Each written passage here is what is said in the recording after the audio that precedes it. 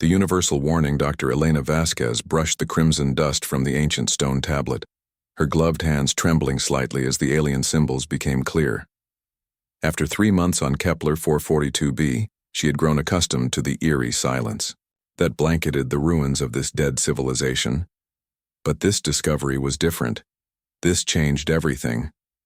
The translation matrix on her portable scanner flickered as it processed the archaic text. When the words appeared on her screen, Elena felt her blood turn to ice. The message was identical to the 17 others she had found across the galaxy over the past 5 years. Word for word, symbol for symbol. Beware the third planet of the yellow star. They are not conquerors. They are keepers. What sleeps beneath their world must never wake. We have seen what happens to those who disturb the prison world. Save yourselves. Flee. Elena sat back on her heels, staring at the tablet. The Nexari had been a proud species, masters of quantum engineering who had ruled this sector for over 10,000 years. Their cities had spanned continents, their fleets had conquered star systems, and their technology had bent the very fabric of space to their will. Yet here they were, reduced to dust and ruins, leaving behind only this desperate warning about a small blue planet called Earth. Dr. Vasquez, are you receiving me? The voice of her research partner, Dr. James Morton, crackled through her comm unit from their base camp 5 kilometers away. I'm here, James, and I found another one. There was a pause. Another tablet with the same message? Identical, down to the punctuation marks. Elena carefully photographed the tablet from multiple angles before beginning the delicate process of extracting it. That makes 18 civilizations, James. 18 different species, separated by thousands of light years and millions of years, all leaving the same warning about Earth. Elena, you need to see what I've found in the archives. I've been running comparative analysis on the historical records we've collected, and there's a pattern. Every single one of these civilizations went extinct within a century of their first contact with our solar system. Elena paused, her extraction tools hovering over the tablet. Define contact. Any form of interaction. Trade missions, exploration vessels, even long-range scans. The Kelvorian Empire sent a probe to study Earth's magnetic field in 2847 BCE. They were gone by 2756 BCE. The Zafani Collective dispatched a research fleet to observe human development in 1200 CE. Their entire species vanished by 1298 CE. The implications hit Elena like a physical blow. She had spent her career studying extinct civilizations, always assuming they had fallen to war, plague, or natural disaster. But this suggested something far more sinister. Every species that had shown interest in Earth had simply ceased to exist. James, how many civilizations have we identified that encountered Earth? 23 confirmed. Possibly more, but those are the ones we have solid evidence for. Elena, there's something else. I've been analyzing the linguistic patterns in these warnings, and they all show signs of panic. These weren't carefully composed messages. They were written in haste as if the authors were running out of time.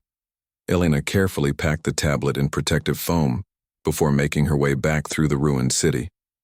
The Nexari had been master architects, and even in decay, their buildings spoke of incredible sophistication. Spires that had once touched the clouds now lay broken like the bones of giants. Streets that had once bustled with millions of beings now echoed only with the wind. But it was the silence that disturbed her most. Not just the absence of life, but the absence of everything. No birds sang in the alien trees. No insects buzzed. Through the air, no small creatures scurried through the undergrowth. It was as if life itself had simply given up and walked away. When Elena reached base camp, she found James hunched over his computer array, surrounded by holographic displays, showing star charts, timeline analyses, and translation matrices. His usually neat appearance had deteriorated over the past few days, his hair disheveled and his clothes wrinkled from sleeping at his workstation. "Show me what you found," Elena said, setting down her equipment pack. James gestured to the largest holographic display. "This is a galactic map showing the locations of all the extinct civilizations we've studied. Notice anything?" Elena studied the three-dimensional star chart. The dead civilizations formed a rough sphere around Earth's location, with the closest ones having vanished most recently, and the furthest ones disappearing in the distant past. It's like a buffer zone. Exactly. And look at this. James manipulated the display to show temporal data. The extinctions follow a clear pattern. Any civilization that develops faster than light travel and ventures within 50 light years of Earth disappears within a century, without exception. That's impossible. There has to be some other explanation. I thought so too, until I found this. James pulled up a new file. I've been analyzing the quantum resonance patterns in the warnings. Every single message contains identical subharmonic frequencies embedded in the text. These aren't just translations of the same warning. Elena, they're exact copies, down to the quantum level. Elena felt a chill run down her spine. You're saying these civilizations didn't just write similar warnings. They wrote the exact same warning. As if something was compelling them to do so. As if the warning itself was being transmitted through them rather than by them. The two scientists stood in silence, contemplating the implications. Elena's mind raced through possibilities, each more disturbing than the last. James, what do we know about Earth during these periods? When these civilizations were making contact, James pulled up another display showing Earth's historical timeline. That's the strangest part. Every single period of alien contact corresponds to major evolutionary or technological leaps in human development. The Kelvorian probe arrived during the Bronze Age collapse and the emergence of ironworking. The Zephany fleet showed up during the Renaissance. The Mordak expedition reached Earth in 1969, the year humans landed on the moon. Exactly, and it gets weirder. I've found evidence of at least 12 other species that sent missions to Earth in the past century alone. All of them vanished. And what has humanity achieved in that same period? Nuclear power, computers, the internet, space travel, genetic engineering. We've advanced more in the last 100 years than in the previous 10,000. Elena sank into a chair, her mind struggling to process the information. You think there's a connection between alien interest in Earth and human advancement? I think humanity isn't what we appear to be, Elena. I think we're something else entirely. Something that these ancient civilizations recognized and feared. That night, Elena lay awake in her sleeping bag, staring up at the alien stars through the transparent dome of their shelter. The silence of the dead world pressed in around her, but her mind was filled with noise, questions without answers, patterns without explanations, and a growing sense that everything she thought she knew about humanity was wrong. She activated her personal data pad and began reviewing the translated warnings again, searching for clues she might have missed. The text was always the same, but each civilization had included additional notes in their own languages. The Nexari had added astronomical coordinates. The Kelvorians had included technical specifications for something they called a quantum anchor. The Zephany had drawn diagrams of Earth's core, with strange symbols marking specific locations.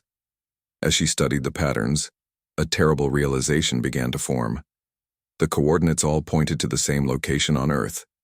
The technical specifications described a device designed to contain something at the quantum level, and the diagrams showed something vast and complex nested deep within the planet's core. Elena sat up abruptly, her heart pounding. She activated her comm unit with shaking fingers. James, wake up. I think I know what they're trying to tell us. Elena, what time is it?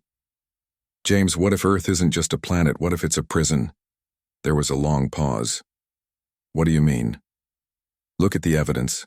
23 civilizations, all technologically superior to humanity, all capable of interstellar travel, all with the resources to conquer or destroy Earth if they wanted to. But they didn't. They ran. They fled so fast they didn't even have time to save themselves. Elena, you're scaring me. I'm scaring myself, but think about it. What could be so dangerous that it would cause advanced civilizations to choose extinction rather than face it? What could be imprisoned on Earth that would require an entire species as unwitting guards? Elena pulled up the geological surveys of Earth that she had access to through the expedition's database.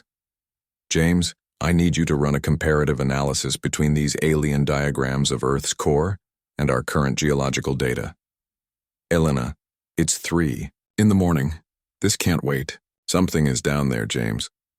Something that's been sleeping for millions of years, and humanity has been standing guard over it without even knowing it. As James began his analysis, Elena continued studying the warnings. Each civilization had left clues about the nature of what lay beneath Earth. The Calvorians called it the Void Spawn. The Nixari referred to it as the Reality Eater. The Zafani simply called it the End of All Things. But they all agreed on one crucial point. As long as humanity remained on Earth, the thing beneath would sleep. The moment humans ventured too far into space, the moment they left their post as unwitting guardians, the prison would weaken. Elena.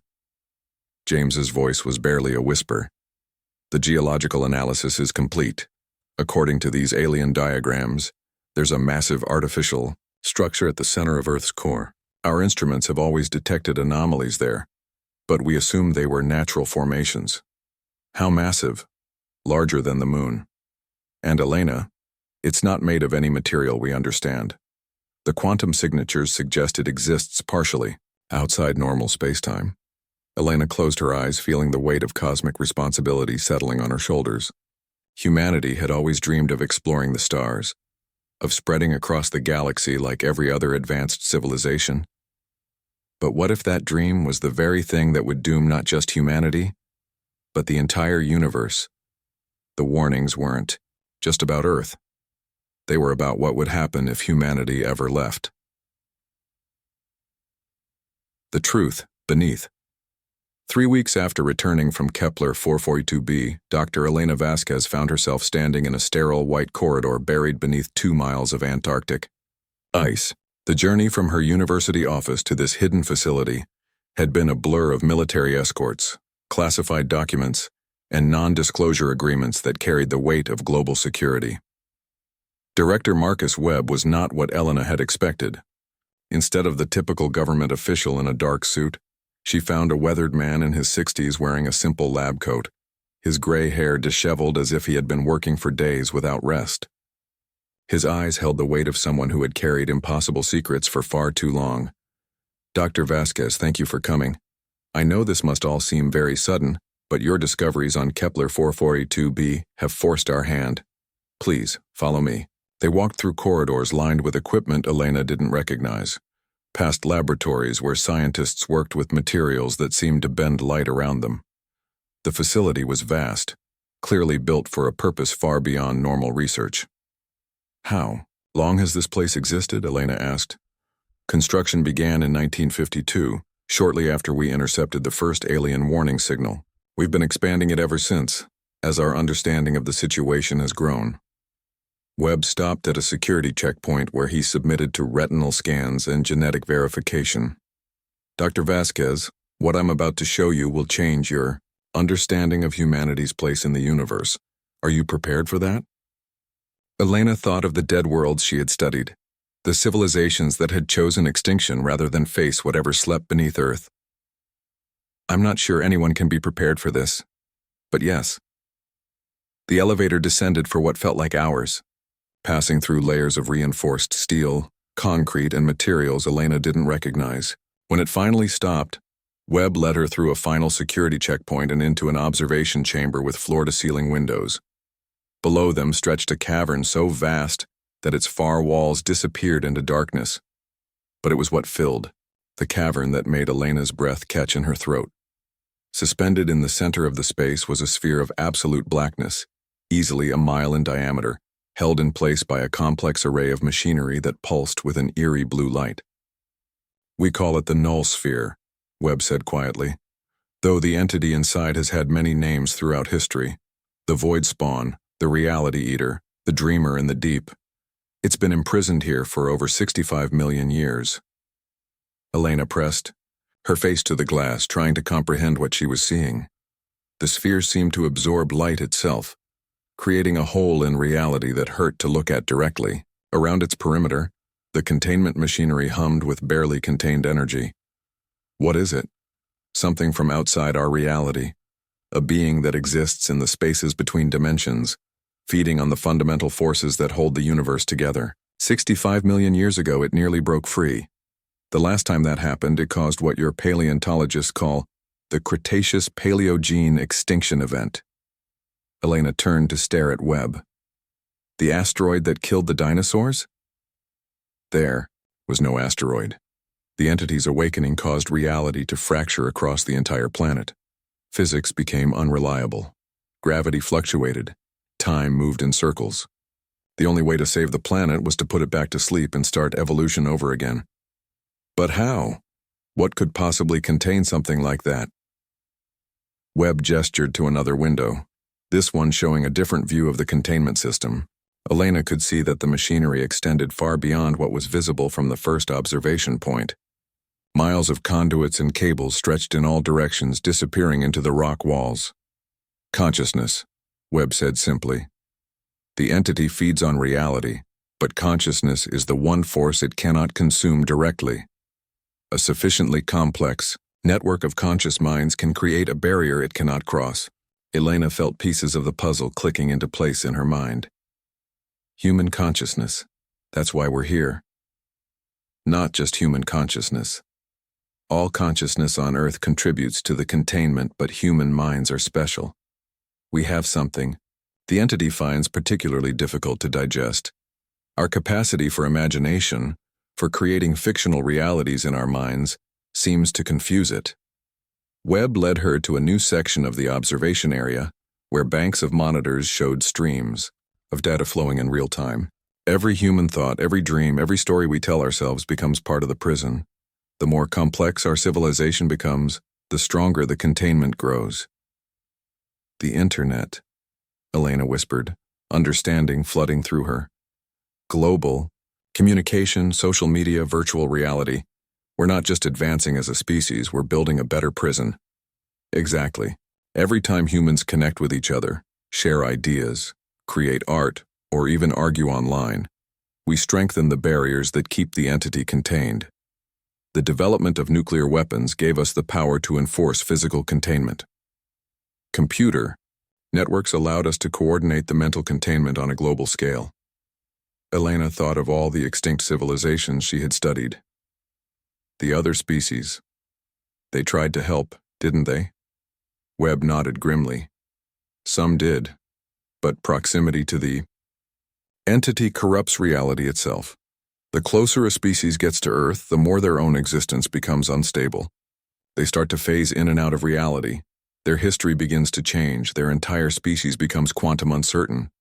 So they fled. The smart ones did. Others tried to help us contain it. They didn't survive the experience.